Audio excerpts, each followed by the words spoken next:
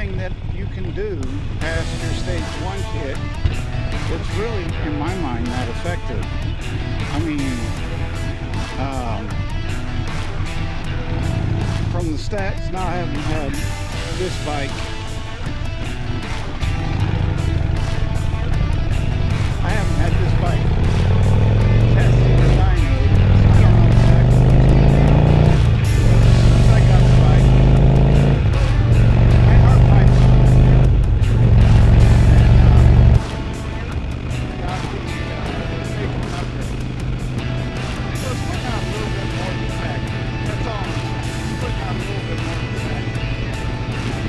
And that was good for a while. I probably rode it for about 5 years. And I put it away.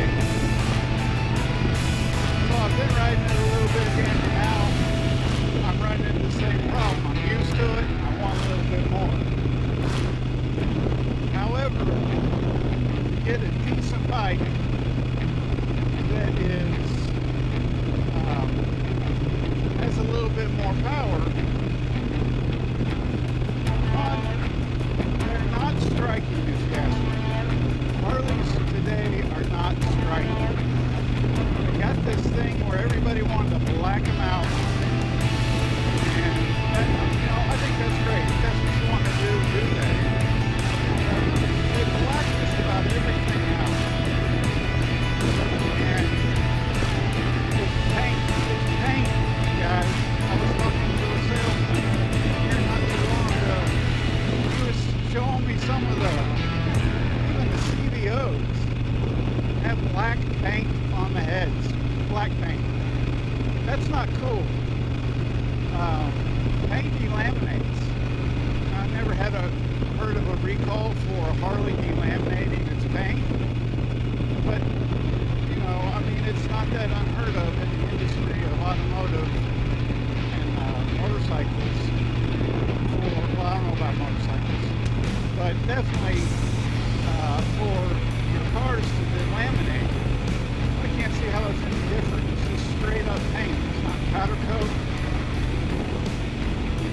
It's not anything special. It's black paint. You black out your engine. Now there is something they put wrinkle on. I'm not exactly sure how that is in here. It seems to stick pretty good to the aluminum engine body and the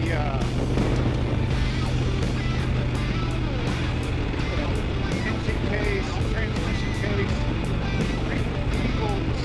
Seems to stick on pretty good.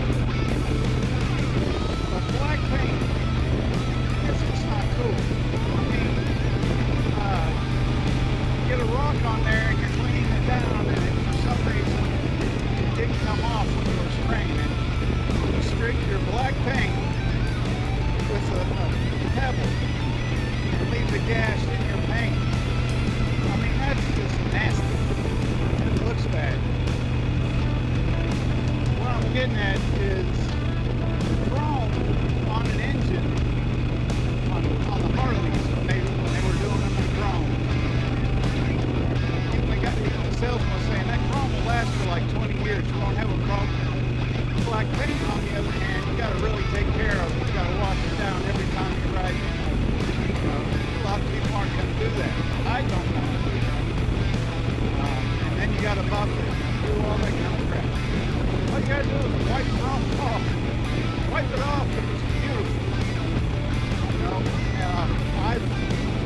Now they have been slow speed laydowns, but I have laid this bike over, and I have laid it on some of the chrome parts. You can't really tell. But if it was paint, scuff's real easy, and it's gonna leave a nasty gash that you're gonna have to get painted. So that just makes it more expensive to ride a Harley, if you ask me.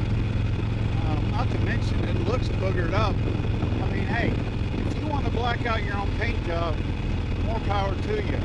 But that's not my thing, and I'm not going to do that. If I did do it, it would be on a bike that I was getting ready to, maybe it was either, going to the scrap pile or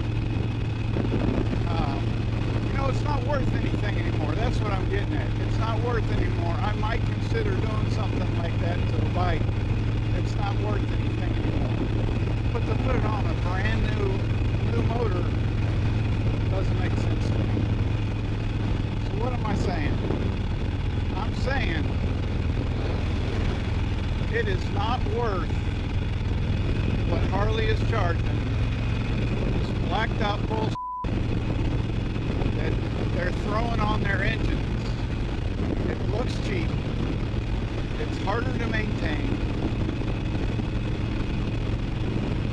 And they don't, in some of the upper models, you know, they list that you can have black trim or chrome trim. Okay, that's pretty cool.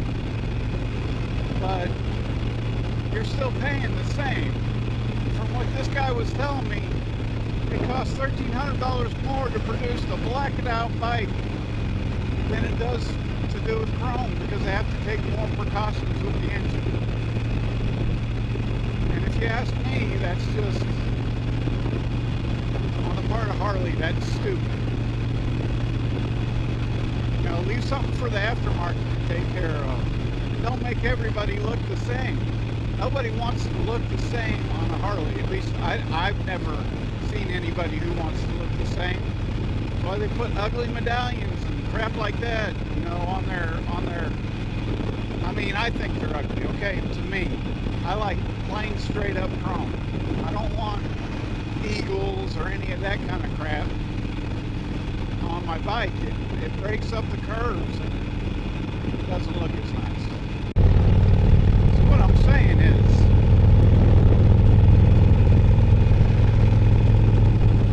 I'm not willing to spend the money right now for a base Harley, and I'm talking about the Softail standard. They don't black it out, which I'm glad they don't. It's brushed aluminum where chrome goes. And that's, I mean, if you like the bottom of a Coke can, I guess that's fine, right? But it's just ugly. You put that up against the only other thing close. I guess the Fat Boy has a chromed out engine, chrome dress,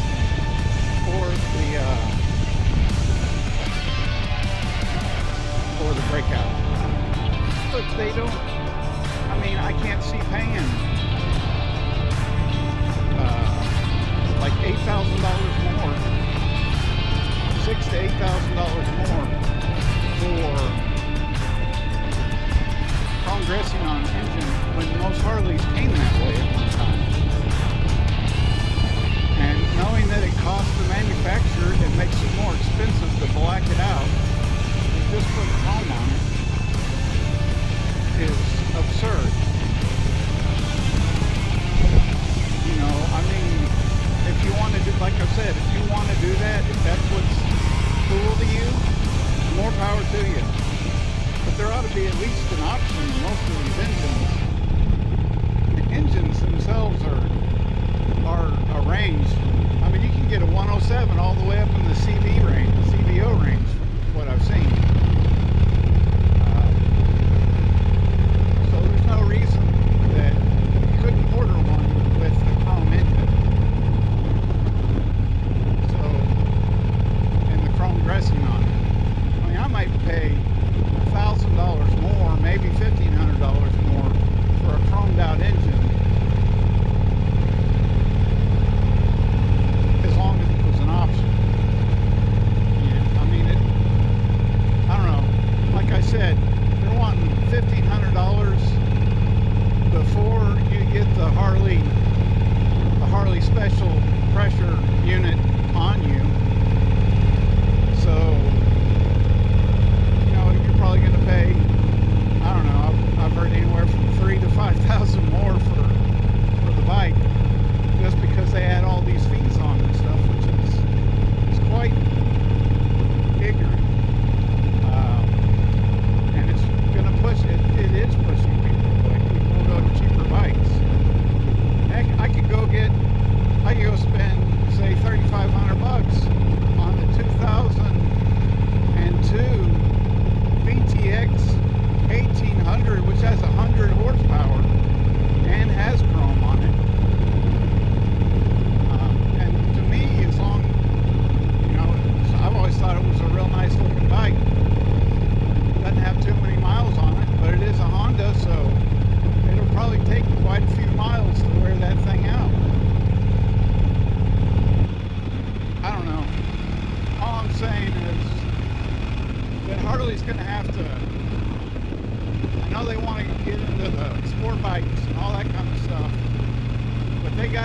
they got to give some more options, because it's just absurd trying to railroad you into a $8,000 more expensive bike that they're going to add another $5,000 on it before you get out of the door. And it doesn't have that much technology on it. You know, you can get a lot of other bike brands at a lot cheaper, and they may not sound as good, but from what I've seen with the Revolution Max even, well, there's really no chrome on that, but with the Revolution Max,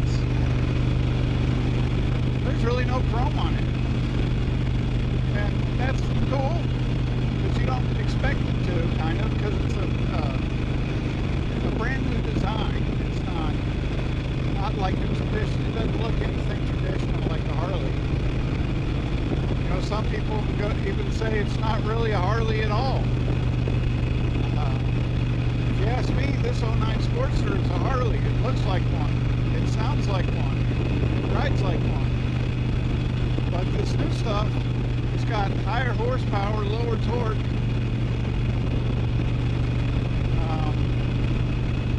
So it's not the Harley of yesteryear. That's what I'm getting at. It's not that Harley, but if you're going to produce a reminiscent Harley,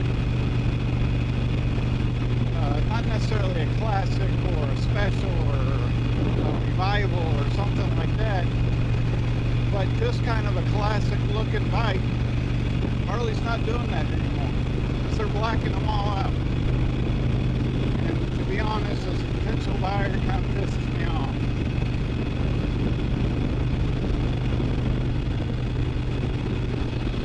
That's been my rant. I don't know how long we're going on here. That's how I feel about the whole situation. We're coming into Fairfax, so it's probably been at least 15 minutes.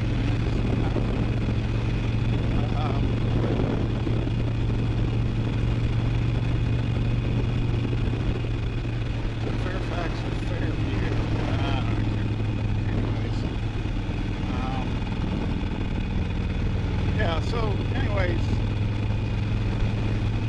I'm really craving more power, and I really like Harleys, but I don't want to buy a used one. It's kind of like the used car market. You spend almost as much on that as you do on a new one, and then you got all the problems of the used motorcycle.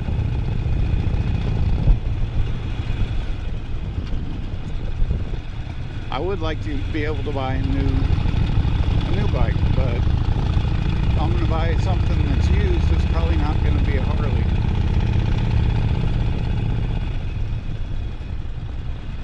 And that's not because I think I'm too good for a used model. Like I said, this is a used Harley. It was out of a lease program, so you could even say it was well used. It had 5,000 miles on it in a year. But you could pretty much guarantee that the maintenance was being kept up, and if it had a problem, it was addressed, and those kind of things, which you don't know when you buy a Harley from just anybody. And we'll go up here through this little section. I love these old towns. This old architecture, you know, with the old brick and everything, from like the late 1800s, early 1900s. I don't know. This looks so cool, especially if it's kept up. And it looks like most of this has been kept up, so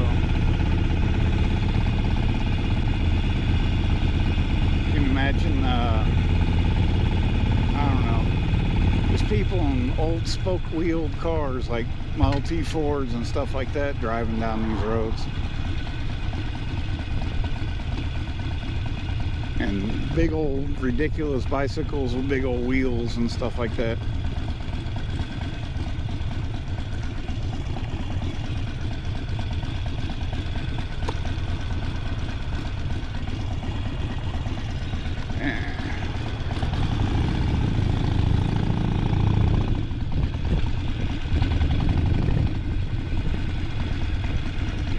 slow in this gravel. I don't know about y'all, but gravel's kind of my nemesis.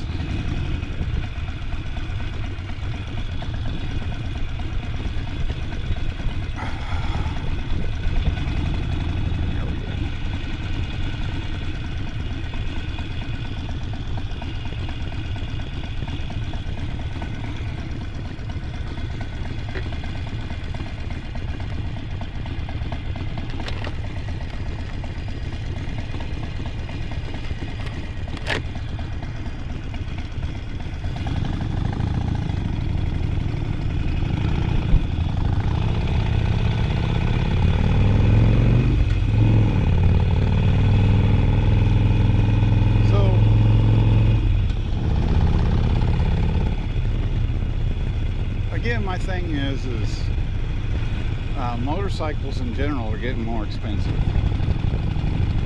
and you definitely want to get the mileage out of it when you buy it. And this bike, I'm not exactly sure. I think it's got like, here, let me see. Let's see if I can do it while I'm riding here. Where's the button? Can't feel the button. There we go.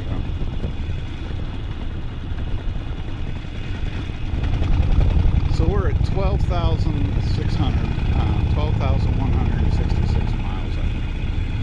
So, I mean, this bike's got plenty of life in it. And I would like to get a bigger bike, but I don't want to get rid of this one. I love this bike. But I do want something with a little bit more power. So,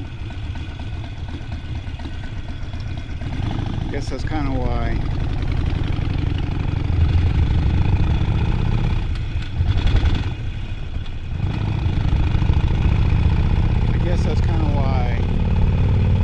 it upsets me that bikes have gotten so expensive, especially Harleys. I mean, I don't want a tour. I don't want a tour. But I do want to be able to go on longer rides and not have the engine just completely want to shut down. And it's never happened on this, but it gets all hot. And I know Harleys get hot, but man, I just running it at a super hot temperature for a really long time, it just doesn't seem like that's good for it. So it would be nice if you could get a bike with an engine designed to do a little bit more than an hour, hour and a half on the road at a time.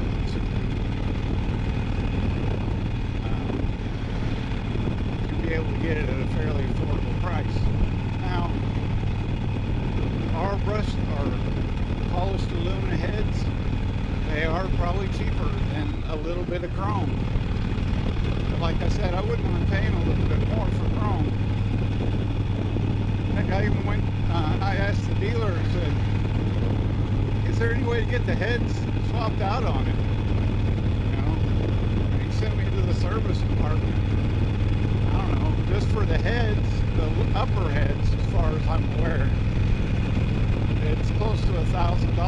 Not too bad. But then there's a whole lot more chrome, a whole lot more brushed aluminum, or excuse me, polish on the Harleys, on the Softail Standard. So if you just replace the head, the lower head portion is not going to be chrome. It's going to be brushed aluminum. Well, that won't look right. Well, that's probably looking on eBay, and that portion on eBay is probably about $80, and that was used for a chrome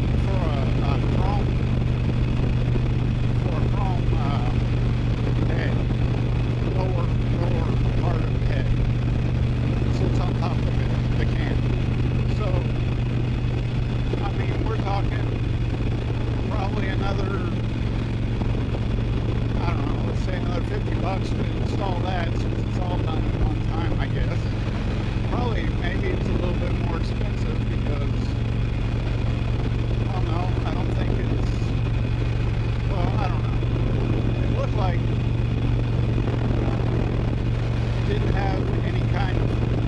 like it was something slipped over all the valve train and all that kind of stuff, but I don't know. I'm not a mechanic. I've never been into an engine that far. So, here's another thing. On the website, it says chrome trim on the Softail Standard. Well, what's chrome? Heads aren't chrome.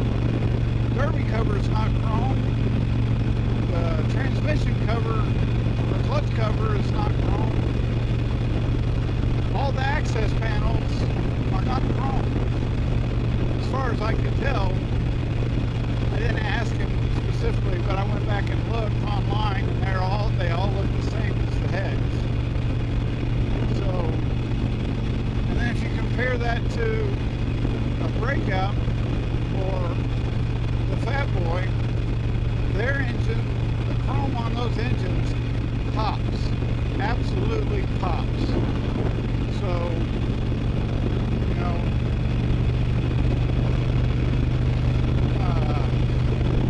what they're asking for the Softail Standard just didn't work in my mind. Maybe if I could get one used at a good price. I've seen some go, well, again, these are dealers, so they're claiming, you know, out of season. I saw a few for 859 that had 200-300 miles on them. But they're states away. So let's say you take a plane out there, you get a high pressure sale, and you either buy another plane ticket to get home, or you buy a motorcycle on a pressure sale that they add another $5,000 or more to. You know, oh, we don't have that bike anymore, or whatever.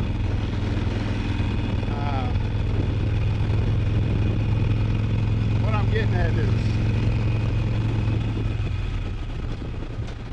it's looking like I won't be buying Harley anytime soon.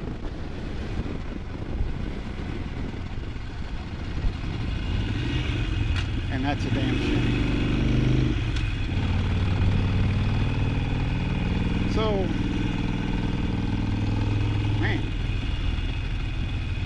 my goggles are just not fitting me very well.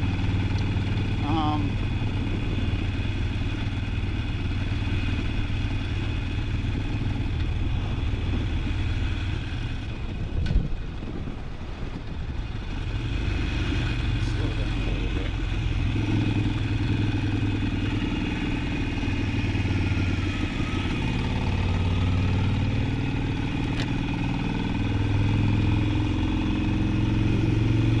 Like I said, what I'm getting to is I won't be buying a Harley anytime soon. If I do, it's probably going to be,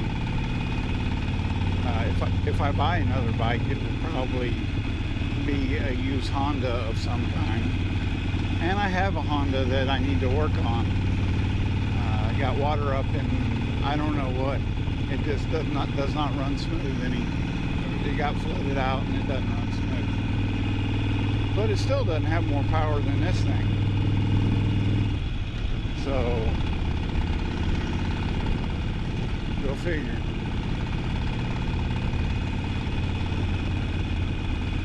I guess when they've sold a late model Harley to every doctor and lawyer out there, and they don't have anybody trading them in because they just got the latest models, they're going to be looking at a shrinking pool of people to buy, to sell to. So,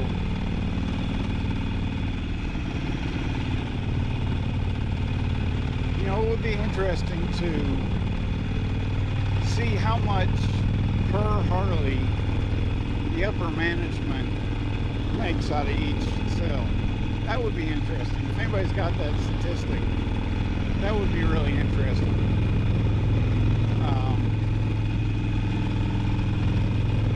So, I don't know, I've heard that the president of Harley now, CEO or whatever you want to call him, is German. That's cool, whatever. But it's not, it's an American company with a foreign CEO. I don't know. I don't see how that helps. Sure as heck doesn't make it any cheaper, I guarantee.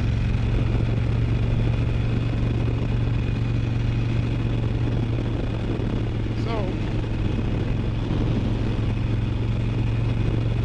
anyways, I'm gonna talk to you guys later. I don't know what else to say about my disappointment in Harley right now, but I will be riding this bike for the foreseeable future, and maybe something else. I don't know. We'll see. Thanks for coming along for the ride. Subscribe and help the channel out on our trip to 1,000. Ring the bell. Till next time, keep your swerve tight and get out and ride.